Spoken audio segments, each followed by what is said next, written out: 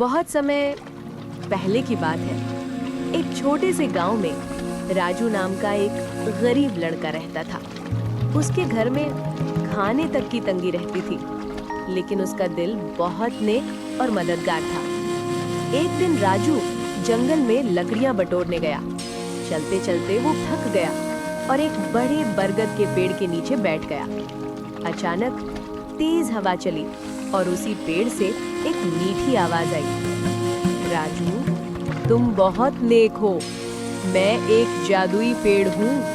अगर तुम दूसरों की मदद करोगे तो मैं तुम्हारी इच्छाएं पूरी करूँगा। राजू चौंक गया।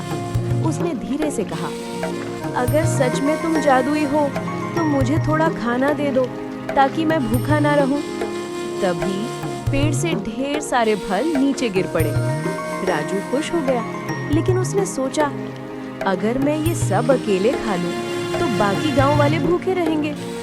क्यों ना इन्हें सबके साथ बांट दूं। राजू ने सारे फल उठाए और गांव ले आया। गांव वाले हैरान रह गए। इतने मीठे फल उन्होंने कभी नहीं खाए थे। राजू ने सच्चाई नहीं बताई, बस मुस्कुराकर सबको खिला दिया। अगले दिन जब राजू फिर पेड़ के पास गया, पेड़ ने कहा, तुम्हारा दिल बहुत बड़ा है राजू। अब तुम जो भी मांगोगे वो तुम्हें मिलेगा। राजू ने कुछ देर सोचा, पैसा मांग लूं तो मैं अमीर बन जाऊंगा, लेकिन गांव वाले प्यासे हैं, क्यों ना उनके लिए अनाज मांग लूं। उसने कहा, मुझे इतना अनाज दो कि पूरा गांव तृप्त हो जाए। तभी पेड़ ने कहा, जाओ, अब तुम्हारे गांव में अनाज की कमी कभी नहीं होगी। राजू गांव पहुंचा तो देखा वहां गांव के बीचों बीच अनाज का ढेर आ गया। अनाज देखकर गांव वाले आश्चर्यचकित हो गए और सभी खुश हो गए। गांव में अनाज की कमी दूर हो गई और धीरे धीरे गांव खुशहाल हो गया।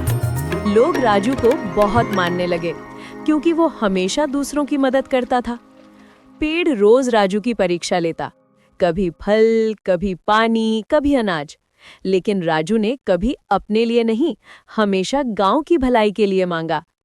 आखिरकार पेड़ ने मुस्कुराकर कहा, राजू, असली जादू मैं नहीं हूं, असल जादू तुम्हारा दिल है। तुमने हमेशा दूसरों की सोची, इसी वजह से आज पूरा गांव खुश है। राजू मुस्कुराया और उसी दिन से गांव वाले उसे गांव का जादूगर कहने लगे। ये कहानी हमें सिखाती है कि असली जादू मदद करने में है, ना कि सिर्फ अपने लिए मांगने में। अगर आपको ये कहानी पसंद आई हो तो प्लीज हमारे इस चैनल को सब्सक्राइब जरूर से कर लें, ताकि ऐसे ही मजेदार कहानी हम लाते रहें। Thank you.